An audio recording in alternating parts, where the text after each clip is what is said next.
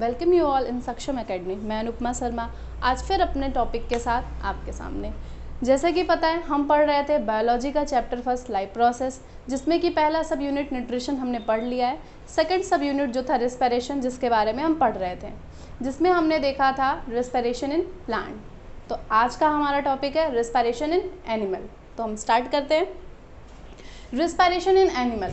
पहली बात, respiration in animal को पढ़ने से पहले एक बात अपने दिमाग में फिर से डाल लेनी है। जैसा कि हमने प्लांट में कहा था कि एनिमल भी 24 आवर ऑक्सीजन ही लेते हैं रेस्पिरेशन की प्रोसेस में, और रिलीज़ क्या करते हैं? Carbon dioxide. मतलब O2 को हम लेते हैं और CO2 को रिलीज़ करते हैं। अब हमें इसी प्रोसेस को, ये ऑक्सीजन लेने के और कार्बन डाइऑक्साइड रिलीज़ करने के प्रोसेस को, और हाँ एनर्जी रिलीज़ करना, ये भी साथ में होता है। तो इस प्रोसेस को हम पढ़ेंगे कैसे कैसे कौन कौन से एनिमल्स में होती है। जैसे कि क्लास 9th में हमने पढ़ा है, एनिमल्स में भी कई वैरायटी पढ़ी है। पोरीफेरा, सिलिंड्रेटा, टीनोफोरा, प्लेटीहेल्मिन्थेस, इस तरह के काफ़ी फाइलम्स थे। तो उन फाइलम में कुछ कुछ एनिमल्स आते थे। तो हम ये देखेंगे कि डिफरेंट एनिमल के अंदर रेस्पिरेशन की प्रोसेस डिफरेंट कैसे होती है। ठीक है। पहली चीज़, रेस्पिरेशन के प्रोसेस में जैसा कि हमने डिस्कस किया, ऑक्सीजन लेना है, CO2 देना है। तो प्लांट में जब मैंने आपको बताया था प्रीवियस वीडियो में, तो उसमें मैंने एक बात कही थी कि प्लांट जो होते हैं उनके हर एक ऑर्गन, पर्टिकुलर ऑर्गन जो है वो अपनी रेस्पिरेशन की प्रोसेस को करते हैं। ठीक ऐसे अगर हम एनिमल्स की बात करें तो ऐसा नहीं होता है।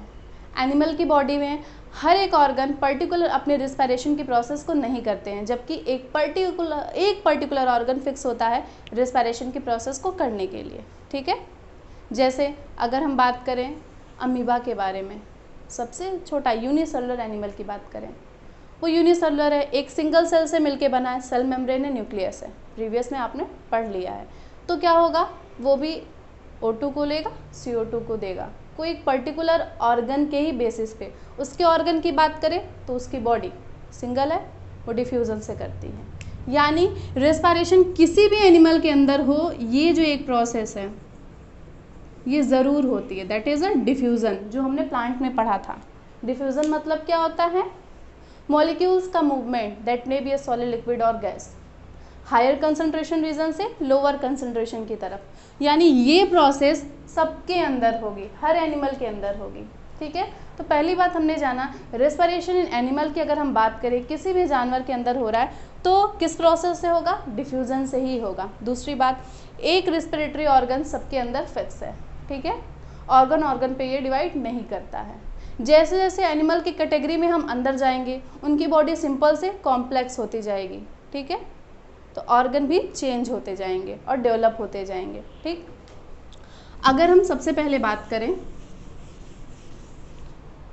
अमीबा के बारे में, ठीक है, तो हम क्या देखेंगे? Respiration in amoeba. अच्छा, पहले अमीबा को क्यों देखा? क्योंकि ये क्या है? यूनिसेलुलर ऑर्गेनिज्म है। हमें सबसे पहले किसके बारे में देखना है? यूनि के बारे में। तो अगर हम अमीबा की बात करेंगे बच्चों, तो आप देखेंगे अमीबा की बॉडी के अंदर एक न्यूक्लियस होता है। ठीक है। Jelly like structure, that is a cytoplasm होता है, और एक सेल मेम्ब्रेन है जिसके फंक्शन के बेसिस पे हमने उसे क्या नाम दिया था? सूडोपोडिया। अच्छा, सूडोपोडिया क्यों दिया था? सूडो का मतलब है फॉल्स और पोडिया का मतलब है फुट, झूठा पाँव, मतलब जिसका स्ट्रक्चर पाँव जैसा नहीं है लेकिन जिसका वर्क क्या है? पाँव जैसा, मतलब लोकोमोशन, मूवमेंट में हेल्प करता है अमीबा को। तो हम अमीबा की बात करें, पहली चीज़ ये भी O2 ही लेगा और CO2 ही रिलीज़ करेगा। तो होता क्या है बच्चों, इसकी सेल मेम्ब्रेन की मदद से अमीबा अपने अंदर डिफ्यूज़न की प्रोसेस से, जैसे पानी है, पानी के अंदर ऑक्सीजन है, उसका कंसंट्रेशन पानी के अंदर क्या है? ज़्यादा, अमीबा के अंदर कम है। तो हो गया क्या, इसका जो सेल मेम्ब्रेन है डिफ्यूज़न की प्रोसेस से O2 को कहाँ लाएगा? अमीबा के अंदर लाएगा। फिर इसके साइटोप्लाज्म में चारों तरफ ये अमीबा जाए, ये आपका O2 जाएगा। जाने के बाद क्या होगा? जो इसके अंदर न्यूट्रिशन के प्रोसेस में जो ये खाना यहाँ पे आया था ना, फूड वैक्यूल बना था, इसके साथ रिएक्शन करेगा, एनर्जी को रिलीज़ करेगा। ठीक है। एनर्जी को रिलीज़ किया, एनर्जी अमीबा यूज़ करेगा किस में, अपने लोकोमोशन में, अपने साइज़ को बढ़ाने में, फिजन में, टूटने में, जो कि रिप्रोडक्शन में हम देखेंगे। तो क्या कर रहा है, पूरी एनर्जी को यूज़ कर रहा है। पर बच्चों हुआ क्या, एनर्जी के साथ एक और चीज़ इनके बॉडी में बनी, वो था CO2। सेम उसी प्रोसेस से अब CO2 कहाँ ज़्यादा हो गया, अमीबा के बॉडी के अंदर, पानी में कम। तो डिफ्यूज़न के ही प्रोसेस से जैसे O2 आया था वैसे ही CO2 सेल मेम्ब्रेन से बाहर चला जाएगा। ये एक सिंपल प्रोसेस है रेस्पिरेशन इन अमीबा में, जिसमें सेल मेम्ब्रेन की मदद से डिफ्यूज़न के प्रोसेस से O2 अंदर आता है, रेस्पिरेशन होता है, एनर्जी रिलीज होती है और CO2 बाहर जाता है। ओके, ये था रेस्पिरेशन इन यूनिसेलुलर ऑर्गेनिज्म, जिसमें हमने पढ़ा अमीबा के बारे में। ठीक, ऐसे ही अगर आप पढ़ना चाहो आप देख सकते हो रेस्पिरेशन इन अर्थवर्म। हाँ, एक चीज़ ये मेंशन कर लो, अगर मैं आपसे ये पूछूं कि अमीबा के अंदर रेस्पिरेशन कैसे हुआ, डिफ्यूज़न से, कहाँ से, उसकी बॉडी की मेम्ब्रेन के थ्रू हुआ। ठीक है, ऐसे ही कुछ एनिमल जैसे आपके अर्थवर्म आते हैं। ठीक है, अर्थवर्म क्या होता है, केचुए, वो क्या करते हैं, वो उनकी स्किन में छोटे छोटे पोर होते हैं, उस पोर की मदद से वो ऑक्सीजन को अपने बॉडी के अंदर लेते हैं, एनर्जी बनाते हैं और CO2 को रिलीज़ करते हैं। यानी अर्थवर्म में कैसे लिया रेस्पिरेशन को, अपने स्किन की मदद से, प्रोसेस वही थी डिफ्यूज़न की। यानी रेस्पिरेटरी ऑर्गन सबके अंदर अलग है, अर्थवर्म के अंदर क्या है, स्किन है। ठीक है, ऐसे ही अगर हम फिश की बात करें, वो क्या होती है, मछली, मछली की बात करें बच्चों, तो मछली है वो भी रेस्पिरेशन कर रही है, यानी वो भी O2 ले रही है और CO2 दे रही है।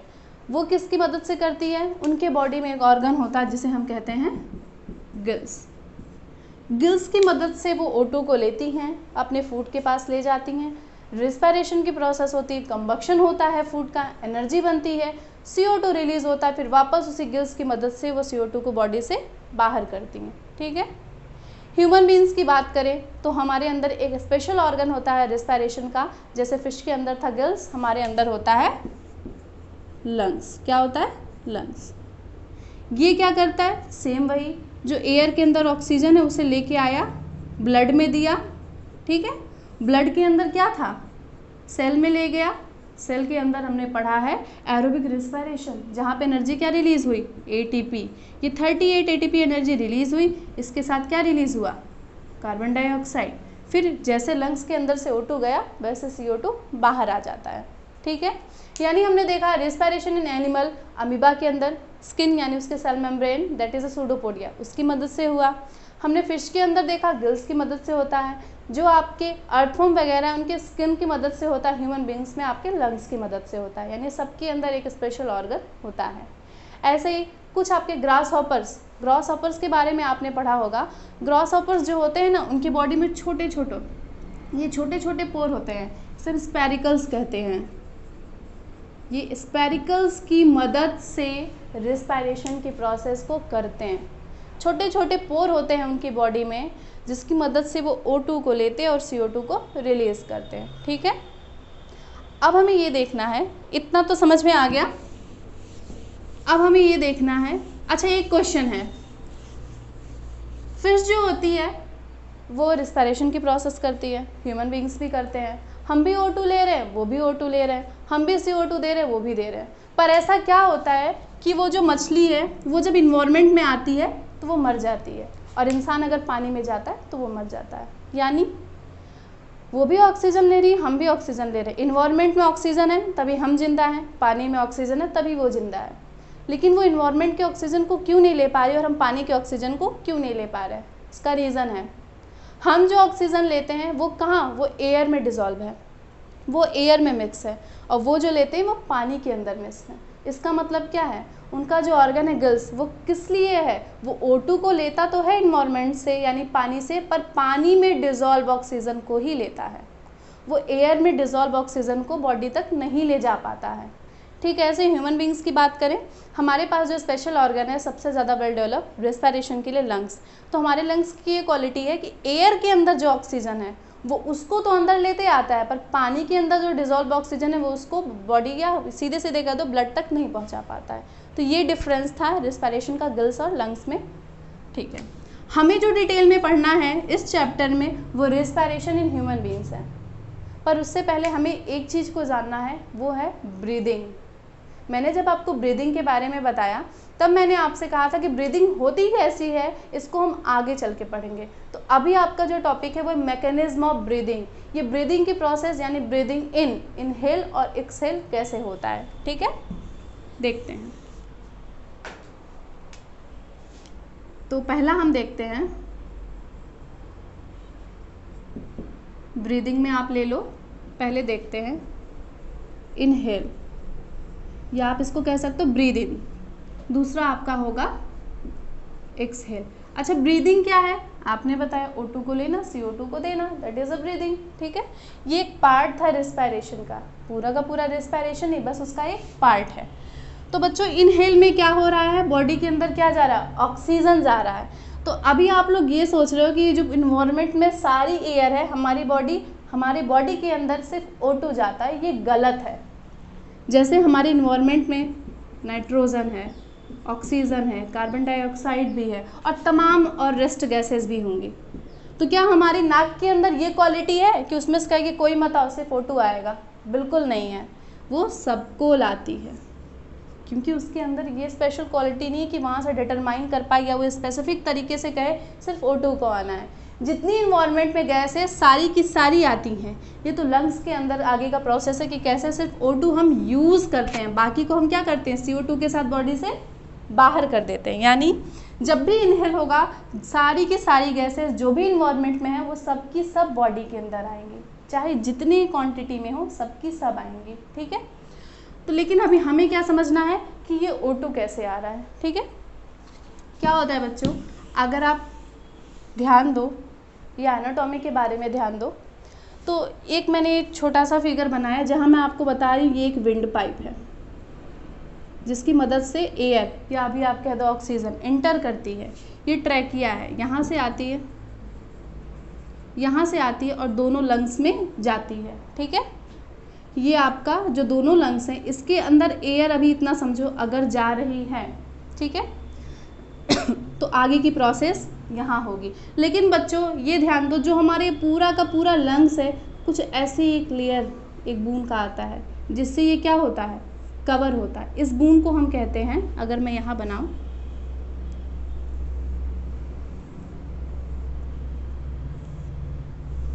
कुछ इस तरीके से ये बूंद आती है,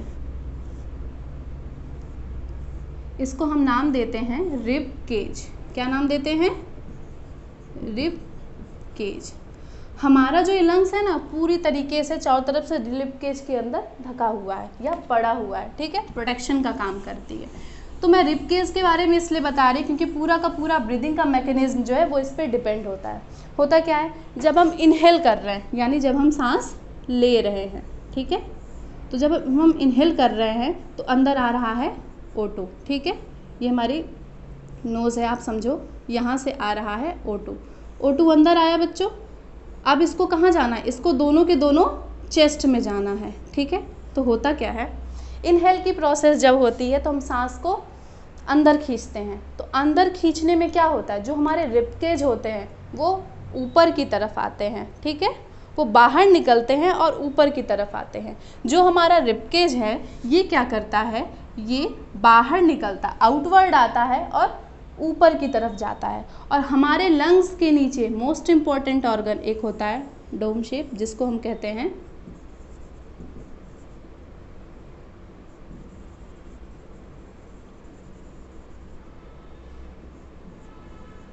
डायफ्रागम। बच्चों डायफ्रागम क्या होता है, जस्ट लंग्स के नीचे डोम शेप होता है जो कि रेस्पिरेशन या ब्रीदिंग की प्रोसेस के लिए सबसे इम्पॉर्टेंट ऑर्गन है। होता क्या है कि जिस टाइम पे हम एयर को अंदर लेते हैं जो हमारा रिबकेज है वो बाहर की तरफ और ऊपर की तरफ जाता है, बाहर निकल के ऊपर की तरफ जाता है, और जो डायफ्राग्राम है वो नीचे की तरफ आया। रिबकेज बाहर निकल के ऊपर गई और डायफ्राग्राम नीचे आया, यानी चेस्ट के अंदर जो जगह है यानी चेस्ट कैविटी उसमें जगह क्या अब और मिल गई है। तो ज़्यादा से ज़्यादा एयर को हमने अंदर ले लिया, ठीक है। अब रेस्पिरेशन में क्या किया हमने, ब्रीदिंग में जब हमने सांस को खींचना चाहा, इनहेल की प्रोसेस स्टार्ट की, तो रिबकेज आउटवर्ड बाहर आकर के ऊपर अपवर्ड गया और डायफ्राग्राम नीचे आ गया। डायफ्राग्राम नीचे आया और आपका जो रिबकेज था बाहर ऊपर की तरफ गया। तो चेस्ट के अंदर की कैविटी दैट इज़ उसको हम क्या कहेंगे, चेस्ट कैविटी। चेस्ट कैविटी में क्या हुआ बच्चों, चेस्ट कैविटी में ज़्यादा से ज़्यादा जगह मिल गई और ज़्यादा से ज़्यादा एयर अंदर आ गई। ठीक है, कुछ इस तरीके से आप देख सकते हो डायफ्राग्राम होता है। ज़्यादा से ज़्यादा जगह मिली, हमने ढेर सारा ऑक्सीजन ले लिया, रेस्पिरेशन की प्रोसेस हुई। अब हम इनहेल करेंगे, सॉरी एक्सहेल करेंगे, यानी बाहर करेंगे किसको, CO2 को। तो क्या होता है, जब हम सांस छोड़ने के लिए जाते हैं तो जो रिब केज बाहर गया था वो कहाँ आ जाएगा, अंदर आ जाएगा, और जो अपवर्ड गया था वो डाउनवर्ड आ जाएगा। साथ ही साथ ये जो डायफ्राग्राम जो नीचे चला गया था ये कहाँ आ जाएगा, ऊपर आ जाएगा। ये जो आपका डायफ्राग्राम है बच्चों, ये नीचे चला गया था इनहेल में, एक्सहेल में कहाँ, ऊपर आ गया। इससे क्या हुआ, जगह कम हो गई, चेस्ट कैविटी में स्पेस बहुत कम हो गया, CO2 बाहर आ गया। ये एक मैकेनिज्म था आपका ब्रीदिंग इन और ब्रीदिंग आउट, इसका मतलब इनहेल और एक्सहेल का। इसमें अगर किसी को कोई प्रॉब्लम हो तो आप कमेंट बॉक्स में क्वेश्चन पूछ सकते हैं। ब्रीदिंग इन और ब्रीदिंग आउट के बाद अब हम इसका सेकेंड पार्ट पढ़ेंगे, सेलुलर रेस्पिरेशन, जो कि अगली वीडियो में है। ठीक है, अगर आपको वीडियो अच्छी लगी तो आप इसको लाइक कर सकते हैं, शेयर कर सकते हैं। Thank you.